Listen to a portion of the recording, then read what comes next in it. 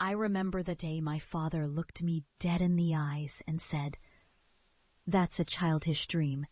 You're wasting your time chasing something so frivolous."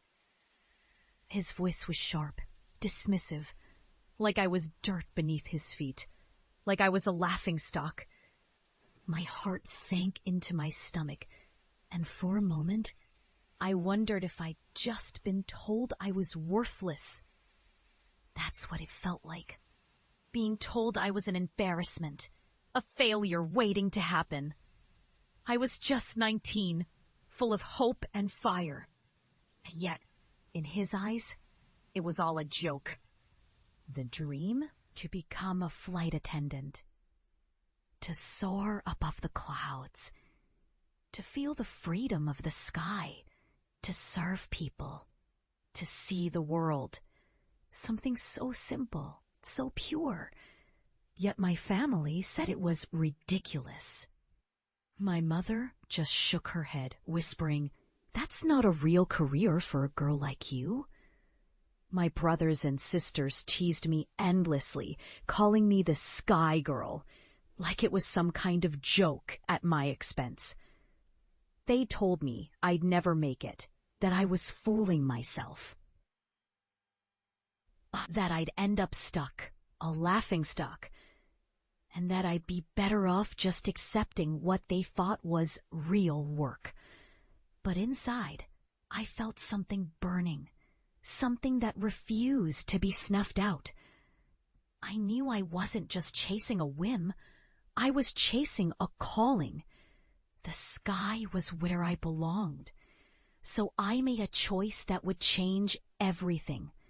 I quit everything else, poured every ounce of my effort into training, studying, and working tirelessly to get my wings.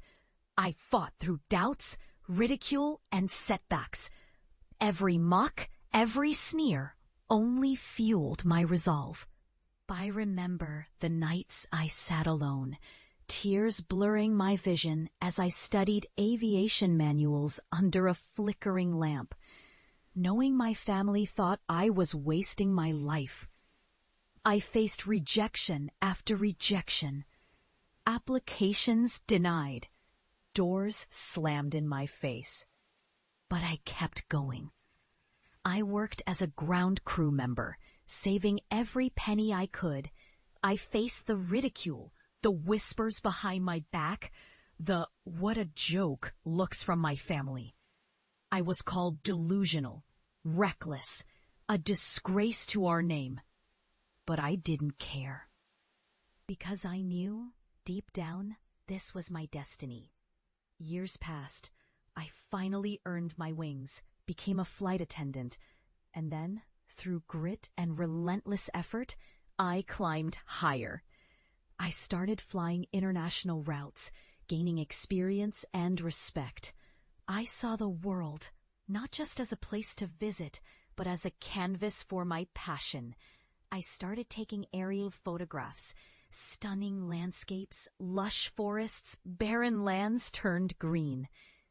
I used my platform to advocate for environmental restoration, inspiring communities to see the Earth's potential. And then, everything changed. I bought a piece of abandoned land in my hometown, an arid, neglected piece of earth my family had long since given up on.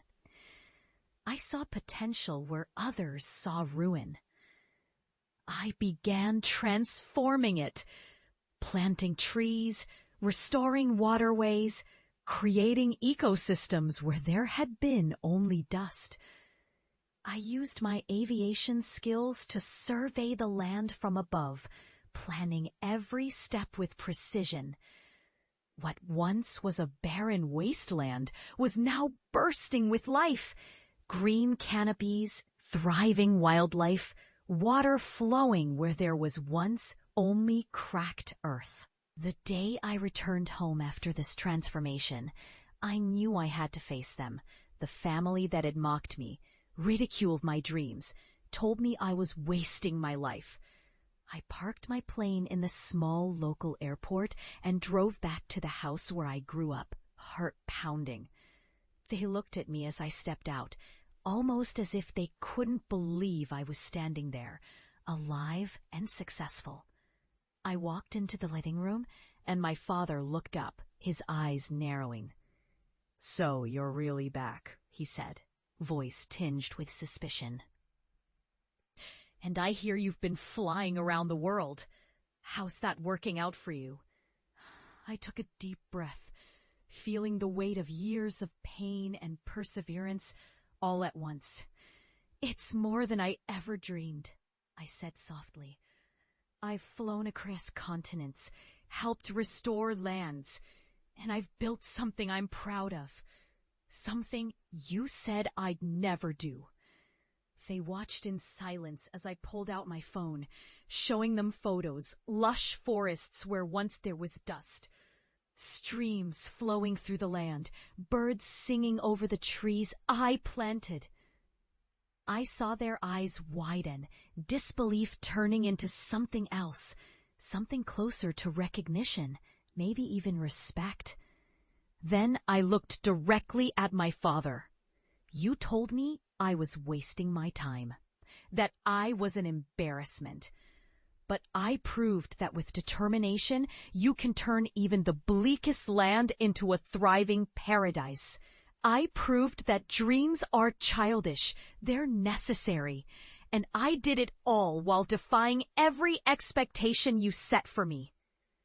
The room fell silent.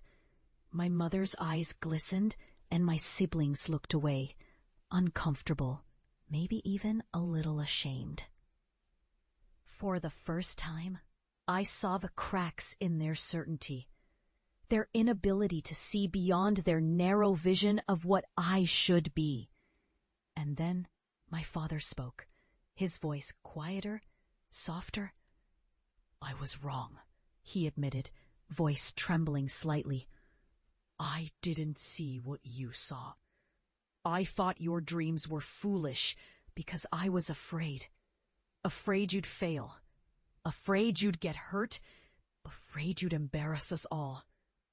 But I see now, you've become more than we ever imagined. You've shown us what it means to fight for what you believe in. I'm proud of you." That moment, when my father, the man who had dismissed me so harshly, finally acknowledged my success, was the pinnacle of everything I'd fought for. It wasn't about proving them wrong. It was about proving to myself that resilience and faith in your dreams can change everything. From that day on, our relationship shifted. We started talking more honestly, listening to each other. My success didn't just transform the land, it transformed us. It taught us that the greatest betrayal is not believing in someone's potential, but the greatest redemption comes when we finally see the light in someone we once doubted. Looking back now, I realize that every rejection, every sneer, every moment of despair was part of my journey.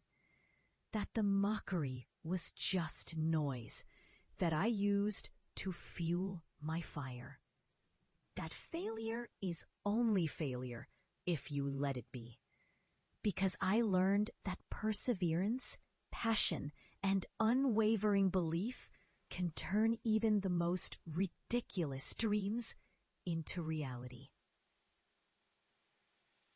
And I stand here today, not just as a successful flight attendant turned environmental pioneer, but as living proof that sometimes the greatest victories come from the deepest betrayals, that the sky isn't just a place to fly, it's a symbol of what's possible when you refuse to give up.